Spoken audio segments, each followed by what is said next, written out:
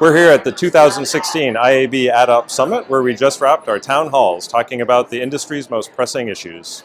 Let's hear what they had to say about the evolution of header bidding. Anywhere you go, there's some element of header bidding or header discussion going on. One of the areas that I wanted to cover was, what do we actually have as a known solution today, namely, conventional header style implementations, but also, what about all the server-to-server type talk? What about latency? What are some of those concerns, which are all perfectly valid, but also looking in terms of what are publishers actually doing today and using today to gain that efficiency in their market, and just sort of contrasting some of the things that we've heard, and then also opening it up to a broader discussion. From what you were saying to me, this is something that you as a company and as a team are looking to explore more. So it's I feel like it's kind of cool to be able to introduce some of that. Having our own Kargo SSP, and we're always in contact with our publishers. Header bidding has come up, and that's the direction they want to go. Sure. So we definitely want to plug into that and be one of those SSP, exchanges getting into their header, because we want to be part of the big players. And I know that latency was a concern coming up, and it seems like in general it hasn't been an issue so far, because you haven't really gotten a ton of exchanges into the bidder or in the header. So we want to get in there first, not first to market, but early in the market and get some learnings going.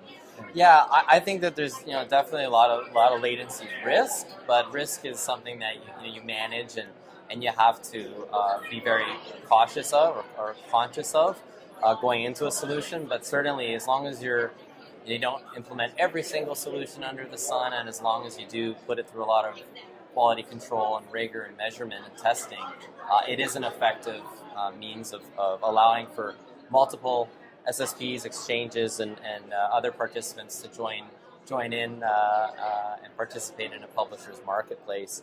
One of the cool things, a discussion for another time maybe, is one of the things we spend a lot of time on is what is our wrapper ecosystem, and bringing different participants into that, and wherever there's those mutual relationships. If you have a unique solution, unique demand, you have an existing relationship, what we want to do is be in a position where we were there first, but bring as much of that participation in as we possibly can.